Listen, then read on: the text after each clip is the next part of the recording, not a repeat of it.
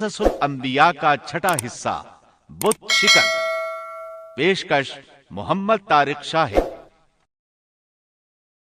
اب ہم آتے ہیں سیدنا ابراہیم علیہ السلام کے قصے کی طرف، لیکن اس سے پہلے یہ وضاحت کر دیں کہ سیدنا ابراہیم علیہ السلام کے واقعے کے ساتھ چند دوسرے انبیاء علیہ السلام کے واقعات بھی وابستہ ہیں، مثلا سیدنا لوط علیہ السلام کا واقعہ، اس لیے کہ یہ سیدنا ابراہیم علیہ السلام کے بھتیجے بھی ہیں اور ان کے پیروکار بھی۔ اسی طرح آپ کے صاحبزادوں سیدنا اسماعیل اور سیدنا اسحاق علیہ السلام کے واقعات ساتھ ساتھ چلتے ہیں۔ اس کی وجہ یہ ہے کہ سیدنا اسماعیل علیہ السلام کی ولادت کے وقت ابراہیم علیہ السلام کی عمر 87 سال تھی، اور سیدنا اسحاق علیہ السلام کی پیدائش کے وقت سیدنا ابراہیم علیہ السلام کی عمر 100 سال تھی، جبکہ سیدنا ابراہیم علیہ السلام کی کل عمر 175 سال ہوئی، اس لیے ان کے واقعات ساتھ ساتھ چلتے ہیں۔ ابراہیم علیہ السلام کا قصہ سناتے ہوئے ان حضرات کا ذکر ساتھ ساتھ ضرور آئے گا، تو آئیے شروع کرتے ہیں قصہ ابراہیم علیہ السلام کا۔ صالح علیہ السلام کے بعد اللہ تعالیٰ نے سیدنا ابراہیم علیہ السلام کو مبعوث فرمایا۔ ابراہیم علیہ السلام جد الانبیاء ہیں، عظیم المرتبت اور اولو العزم پیغمبر ہیں۔ آپ کے والد کا نام طارق تھا، جبکہ اس کا لقب آزر تھا۔ آزر مدد کرنے والے کو کہتے ہیں۔ یہ شخص اپنے قبیلے کے افراد کی مدد کیا کرتا تھا، غمخواری کرتا تھا، اس لیے اس کا لقب آزر مشہور ہو گیا تھا۔ قرآن مجید میں ابراہیم علیہ السلام کا قصہ 73 مقامات پر ذکر ہوا ہے۔ یہ 73 مقامات 25 سورتوں میں ہیں، اور یہ بات ابراہیم علیہ السلام کے بلند مرتبت ہونے پر دلالت کرتی ہے۔ ابراہیم علیہ السلام بھی سام بن نوح علیہ السلام کی نسل سے ہیں۔ آپ کی پیدائش عراق کے مشہور شہر بابل میں ہوئی۔ یہ عراق کے شمال میں واقع تھا اور آج بھی موجود ہے۔ بہت بڑا شہر ہے، اس وقت بھی بڑی آبادی پر مشتمل تھا۔ یہاں بت پرستی عام ہو چکی تھی۔ اللہ تعالی سورۃ العنکبوت آیت 25 میں فرماتے ہیں، وَقَالَ إِنَّمَا اتَّخَذْتُم مِّن دُونِ اللَّهِ أَوْثَانًا مَّوَدَّةَ بَيْنِكُمْ فِي الْحَيَاةِ الدُّنْيَا۔ ابراہیم نے کہا کہ تم نے جن بتوں کی پرستش اللہ کے سوا کی ہے، انہیں تم نے اپنی آپس کی دنیاوی دوستی کے بنا پر معبود ٹھہرا لیا ہے۔ مطلب یہ کہ وہ لوگ اللہ کی عبادت بتوں کو اللہ کا شریک ٹھہرا کر کرتے تھے۔ ابراہیم علیہ السلام نے اپنے باپ سے اور اپنی قوم سے کہا کہ یہ مورتیاں جن کے تم مجاور بنے بیٹھے ہو کیا ہیں؟ انہوں نے جواب دیا، ہم نے اپنے باپ دادوں کو انہی کی عبادت کرتے پایا ہے۔ اللہ تعالیٰ ان کے بارے میں فرماتے ہیں، اے نبی، انہیں ابراہیم علیہ السلام کا قصہ سنا دو، جبکہ انہوں نے اپنے باپ اور اپنی قوم سے فرمایا، تم کس کی عبادت کرتے ہو؟ کہنے لگے، بتوں کی، ہم تو برابر ان کے مجاور بنے بیٹھے ہیں۔ ابراہیم علیہ السلام نے فرمایا، جب تم انہیں پکارتے ہو تو کیا وہ سنتے بھی ہیں یا تمہیں نفع اور نقصان پہنچا سکتے ہیں؟ انہوں نے کہا، یہ ہم کچھ نہیں جانتے، ہم نے تو اپنے باپ دادوں کو اسی طرح کرتے پایا ہے۔ مطلب یہ کہ یہ بت پرستی انہیں ورثے میں ملی تھی۔ وہ جن معبودوں کی عبادت کرتے تھے، نہ وہ ان کی پکار کو سنتے تھے، نہ ہی ان کے نفع و نقصان پر قادر تھے۔ اسی لیے ابراہیم علیہ السلام انہیں جھنجھوڑ رہے تھے، لیکن اندھی تقلید اور بشری عقل کے بیکار ہو جانے نے انہیں یہ سب سوچنے سے عاری کر دیا تھا۔ اللہ تعالیٰ نے ابراہیم علیہ السلام کی خصوصی رہنمائی فرمائی تھی، جیسا کہ سورۃ الانبیاء آیت 51 میں ہے، وَلَقَدْ آتَيْنَا إِبْرَاهِيمَ رُشْدَهُ مِن قَبْلُ وَكُنَّا بِهِ عَالِمِينَ۔ اور ہم نے ابراہیم کو پہلے سے ہدایت عطا فرما دی تھی اور ہم اسے جانتے تھے۔ ابراہیم علیہ السلام نے کبھی ایک لمحے کے لیے بھی بتوں کی پوجا نہیں کی تھی۔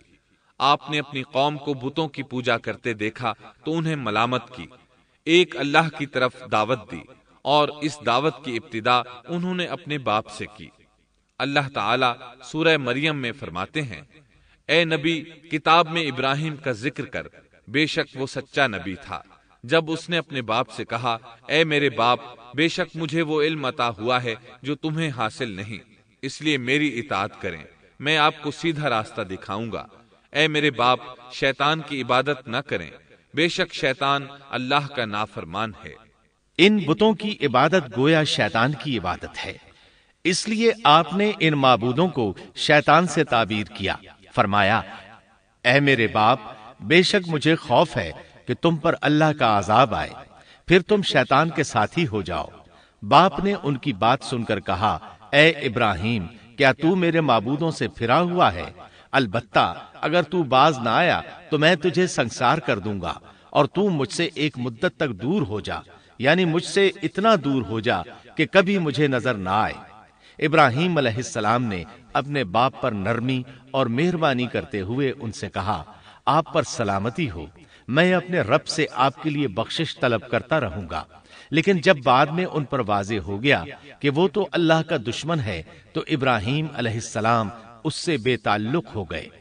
سورہ توبہ آیت 114 میں اللہ فرماتے ہیں، وما كان استغفار إبراهيم لأبيه إلا عن موعدة وعدها إياه فلما تبين له أنه عدو لله تبرأ منه ان ابراہیم لأواہ حلیم۔ اور ابراہیم کا اپنے والد کے لیے بخشش طلب کرنا ایک وعدے کی وجہ سے تھا جو وہ اس سے کر چکے تھے، لیکن جب انہیں معلوم ہو گیا کہ وہ اللہ کا دشمن ہے تو اس سے بیزار ہو گئے۔ بے شک ابراہیم بڑے نرم اور تحمل والے تھے۔ کسی ایماندار کے لیے جائز نہیں کہ وہ کسی کافر کے لیے دعائے مغفرت کرے، بلکہ مومن پر حرام ہے کہ وہ کسی کافر یا عیسائی وغیرہ کے لیے مغفرت طلب کرے یا اس سے یہ کہے کہ اللہ تجھ پر رحم کرے۔ ابراہیم علیہ السلام کے والد نے انہیں دھمکی دی تھی کہ اگر تم اس دعوت سے باز نہ آئے تو میں تمہیں سنسار کر دوں گا۔ اس کے جواب میں ابراہیم علیہ السلام اپنے والد کے ساتھ انتہائی شفقت سے پیش آئے اور اس سے کہنے لگے، میں آپ کے لیے اپنے رب سے استغفار کرتا رہوں گا، اس لیے کہ آپ اپنے والد پر بے حد مہربان تھے۔ اسی لیے اللہ تعالیٰ بھی ابراہیم علیہ السلام پر بے حد مہربان تھے، اور آپ کا لقب خلیل الرحمن رکھ دیا گیا۔ خلت محبت کا وہ انتہائی درجہ ہے جس کے ساتھ دل محبت سے بھر جاتا ہے، یعنی وہ بہت سے لوگوں سے بڑھ کر اللہ تعالیٰ کو محبوب تھے۔ والد کے سخت جواب کے بعد ابراہیم علیہ السلام نے ان سے علیحدگی اختیار کر لی اور انہیں مخاطب کر کے فرمایا، میں تمہیں چھوڑتا ہوں اور جنہیں تم اللہ کے سوا پکارتے ہو ان کو بھی چھوڑتا ہوں، میں اپنے رب کو پکاروں گا، مجھے امید ہے میں اپنے رب کو پکار کر محروم نہیں رہوں گا۔ آپ اللہ کے پیارے اور پسندیدہ نبی تھے۔ جب آپ نے اپنی قوم کو توحید کی دعوت دی اس وقت آپ نوجوان تھے، آپ کی عمر 16 سال تھی۔ ساتھ میں آپ اس بات پر غور و فکر بھی کرتے کہ آخر یہ لوگ بتوں کی پوجا کیوں کرتے ہیں۔ آپ کا دل ان کے شرک پر بہت کوڑتا۔ آخر آپ نے مصمم ارادہ کر لیا کہ اس شر اور فساد کی جڑ کو کاٹ کر رہیں گے، یعنی ان بتوں کو توڑ کر رہیں گے۔ آپ اپنی قوم کو بتوں کو توڑ دینے کی دھمکی دیتے رہے۔ اس دھمکی کا ذکر اللہ تعالیٰ نے سورۃ الانبیاء آیت 57 میں کیا ہے، وَتَاللَّهِ لَأَكِيدَنَّ أَصْنَامَكُمْ بَعْدَ أَن تُوَلُّوا مُدْبِرِينَ۔ اور اللہ کی قسم میں تمہارے بتوں کا علاج کروں گا جب تم پیٹھ پھیر کر جا چکے ہوگے۔ یہ بات ابراہیم علیہ السلام نے پوشیدہ نہیں اعلانیہ کہی تھی۔ آخر انتظار کا وقت ختم ہوا، عید کا دن آ پہنچا۔ عید کے دن وہ لوگ صبح سویرے گھر سے نکلنے سے پہلے کھانا پکا کر اپنے معبودوں کے سامنے رکھتے تھے۔ پھر شہر سے باہر ایک میدان میں جمع ہوتے، وہاں کھیلتے کودتے خوشیاں مناتے، ناز سے چلتے پھرتے اور کھانا کھاتے، شام کو گھروں کی طرف آتے، صبح بتوں کے پاس جو کھانا رکھ گئے تھے اس کو اٹھاتے اور تبرک سمجھ کر کھا جاتے۔ اپنے معمول کے مطابق انہوں نے عید کی تیاری کر لی، لیکن ابراہیم علیہ السلام تیار نہ ہوئے، اس لیے کہ وہ تو ان کے ساتھ جانے کا ارادہ ہی نہیں رکھتے تھے۔ وہ لوگ جانے سے پہلے ابراہیم علیہ السلام کے پاس آئے اور کہنے لگے، کیا آپ ہمارے ساتھ نہیں جائیں گے؟ سیدنا ابراہیم علیہ السلام نے آسمان کی طرف نگاہ کی اور فرمایا، میں بیمار ہوں۔ یہ تمام واقعہ سورۃ الانبیاء آیات 51 تا 58 میں بیان ہوا ہے۔ یقیناً ہم نے ابراہیم کو پہلے سے ہدایت فرما دی تھی اور ہم اسے جانتے تھے، جبکہ اس نے اپنے باپ سے اور اپنی قوم سے کہا کہ یہ مورتیاں جن کے تم مجاور بنے بیٹھے ہو کیا ہیں؟ سب نے کہا، ہم نے اپنے باپ دادوں کو انہی کی عبادت کرتے پایا ہے۔ آپ نے فرمایا، پھر تو تم اور تمہارے باپ دادا سبھی یقیناً کھلی گمراہی میں مبتلا رہے۔ کہنے لگے، کیا آپ سچ مچ ہمارے پاس حق لائے ہیں یا یوں ہی مذاق کر رہے ہیں؟ آپ نے فرمایا، نہیں نہیں، در حقیقت تم سب کا پروردگار تو وہ ہے جو آسمان و زمین کا مالک ہے، جس نے انہیں پیدا کیا ہے۔ میں تو ایسی بات کا گواہ اور قائل ہوں، اور اللہ کی قسم میں تمہارے ان معبودوں کا علاج تمہاری غیر موجودگی میں کروں گا۔ پس اس نے ان سب کے ٹکڑے کر دیے، البتہ صرف بڑے بت کو چھوڑ دیا، یہ اس لیے کیا کہ وہ سب اس کی طرف لوٹے۔ ابراہیم علیہ السلام نے لوگوں کے ساتھ عیدگاہ جانے سے انکار کیا اور عذر پیش کیا کہ وہ بیمار ہیں۔ وہ لوگ آپ کو چھوڑ کر چلے گئے۔ بعد میں ابراہیم علیہ السلام ان بتوں کے پاس گئے، دیکھا کہ ان کے سامنے کھانا پڑا ہے۔ چونکہ سب لوگ کھانا لائے تھے اس لیے یہ کھانا بہت زیادہ تھا، لیکن ان جھوٹے معبودوں نے اسے کھانا تو درکنار اس کو چھوا تک نہ تھا۔ ابراہیم علیہ السلام نے انہیں مخاطب کر کے کہا، یہ اتنا کھانا تمہارے سامنے پڑا ہے، تم اس کو کھاتے کیوں نہیں؟ تمہیں کیا ہو گیا کہ بات تک نہیں کرتے؟ پھر پوری قوت سے دائیں ہاتھ سے کلہاڑا مار کر ان کے ٹکڑے ٹکڑے کر دیے، لیکن بڑے بت کو چھوڑ دیا تاکہ سب اسی کی طرف رجوع کریں۔ تمام چھوٹے بتوں کو توڑ کر کلہاڑا اس بڑے بت کے کندھے پر رکھ دیا۔ مشرکین میلے سے لوٹے تو دیکھا ان کے سارے معبود اوندھے منہ ٹوٹے پھوٹے پڑے ہیں، ان کے تمام معبودوں کو توڑ دیا گیا تھا۔ وہ حیران رہ گئے کہ یہ کیسے ہو گیا، کس نے کیا؟ کہنے لگے، یہ کام کس ظالم کا ہے؟ اس نے ہمارے معبودوں کی توہین کی ہے۔ اس وقت جن لوگوں نے ابراہیم علیہ السلام کا وہ کلام سنا تھا انہیں ان کا خیال آ گیا۔ کہنے لگے، وہ نوجوان جس کا نام ابراہیم ہے اسے ہم نے اپنے بتوں کی مذمت کرتے سنا ہے۔ اللہ کی قدرت کہ ابراہیم علیہ السلام کا جو مقصد تھا وہ خود بخود پورا ہو رہا تھا۔ قوم کے لوگ مشورہ کر رہے تھے کہ سب کو جمع کرو اور اسے بلاؤ، پھر اسے سزا دو۔ چنانچہ تمام اہل باطل چھوٹے بڑے جمع ہو گئے، کارروائی شروع ہو گئی۔ کہنے لگے، اے ابراہیم، ہمارے معبودوں کے ساتھ یہ لغو حرکت تو نے کی ہے۔ ابراہیم علیہ السلام نے جواب دیا، یہ کام تو اس بڑے بت کا ہے، مجھ سے کیوں پوچھتے ہو؟ تم اپنے معبودوں سے کیوں نہیں پوچھ لیتے کہ ان کے ٹکڑے کس نے اڑائے ہیں؟ ابراہیم علیہ السلام کا جواب سن کر وہ سب سوچ میں پڑ گئے۔ پھر کہنے لگے، ہم نے بڑی غلطی کی، اپنے معبودوں کے پاس کسی کو حفاظت کے لیے نہیں چھوڑا۔ اس قدر واضح بات محسوس کر کے بھی وہ ظالم ایمان نہ لائے، بلکہ شیطان نے ان کے دلوں میں وسوسہ ڈالا اور انہوں نے غور و فکر کر کے کہا، اے ابراہیم، کیا تمہیں علم نہیں؟ یہ تو بے زبان ہیں، یہ بول نہیں سکتے۔ اب ابراہیم علیہ السلام نے فرمایا، تب پھر تم اللہ کے سوا اس چیز کی عبادت کرتے ہو جو تمہیں کچھ بھی نفع نہ دے سکے اور نہ نقصان پہنچا سکے۔ تعجب ہے تم پر اور ان پر بھی جنہیں تم اللہ کے سوا پکارتے ہو، کیا تم میں بالکل عقل نہیں؟ اس طرح ابراہیم علیہ السلام نے ان پر حقیقت خوب اچھی طرح واضح کر دی۔ ان سے فرمایا، تم ان کی پوجا کرتے ہو جن کو تم خود تراشتے ہو، یعنی ان کا حال تو یہ ہے کہ تم نے ان کو خود اپنے ہاتھوں سے تراشا اور ان کی عبادت کرنے لگے، جبکہ تمہیں اور تمہاری بنائی ہوئی چیزوں کو اللہ ہی نے پیدا کیا ہے۔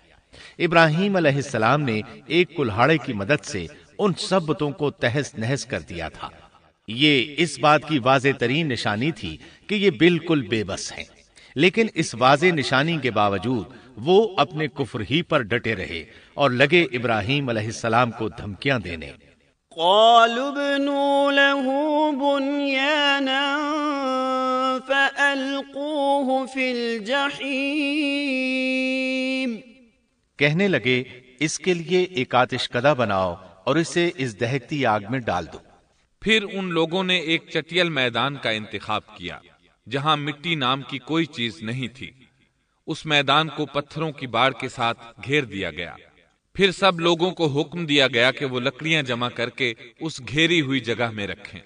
چنانچہ سب لوگ لکڑیاں جمع کر کے وہاں لانے لگے، یہاں تک کہ عورتوں اور بچوں نے بھی اس کام میں بڑھ چڑھ کر حصہ لیا۔ میدان میں اتنی لکڑیاں جمع ہو گئیں کہ زمین نظر نہیں آتی تھی۔ یہ لکڑیاں زمین پر ایک اونچی دیوار محسوس ہوتی تھیں۔ پھر ان لکڑیوں کو آگ لگائی گئی۔ جب آگ کے شعلے آسمان سے باتیں کرنے لگے تو انہوں نے ابراہیم علیہ السلام کو آگ میں ڈالنے کے لیے ایک جھولا تیار کیا۔ اس میں سیدنا ابراہیم علیہ السلام کو رکھا گیا۔ اس وقت آپ نے یہ دعا پڑھی، حسبنا اللہ ونعم الوکیل، ہمیں اللہ کافی ہے اور وہی بہترین کارساز ہے۔ یہ کلمہ ہر محتاج اور مصیبت زدہ کو پڑھنا چاہیے۔ بخاری میں ہے، رسول اللہ صلی اللہ علیہ وسلم نے فرمایا، حسبنا اللہ و نعم الوکیل ابراہیم علیہ السلام نے اس وقت فرمایا تھا جب انہیں آگ میں پھینکا جانے لگا تھا۔ مطلب یہ کہ ہم اللہ ہی پر بھروسہ کرتے ہیں، اس کے سوا ہمارا کسی پر بھروسہ نہیں۔ بعض روایات میں یہ بھی ہے کہ جب ابراہیم علیہ السلام کو آگ میں ڈالا جانے لگا تو جبریل علیہ السلام آئے اور کہا، اے ابراہیم، کوئی حاجت ہے تو میں حاضر ہوں۔ ابراہیم علیہ السلام نے فرمایا، اگر تم اپنی مرضی سے آئے ہو تو مجھے تمہاری کوئی ضرورت نہیں۔ ایک دوسری روایت میں ہے کہ بارش کے فرشتے نے حاضر ہو کر کہا تھا، اے ابراہیم، مجھے حکم دیجئے میں بارش برسا کر اس آگ کو بجھا دوں۔ لیکن ایسی تمام روایات ضعیف ہیں۔ یوں بھی اللہ کا حکم ان سے پہلے کام کرنے والا تھا۔ اللہ تعالیٰ سورہ انبیاء آیت 69 اور 70 میں فرماتے ہیں، قلنا یا نار کونی بردا وسلاما علی ابراہیم وَأَرَادُوا بِهِ كَيْدًا فَجَعَلْنَاهُمُ الْأَخْسَرِينَ۔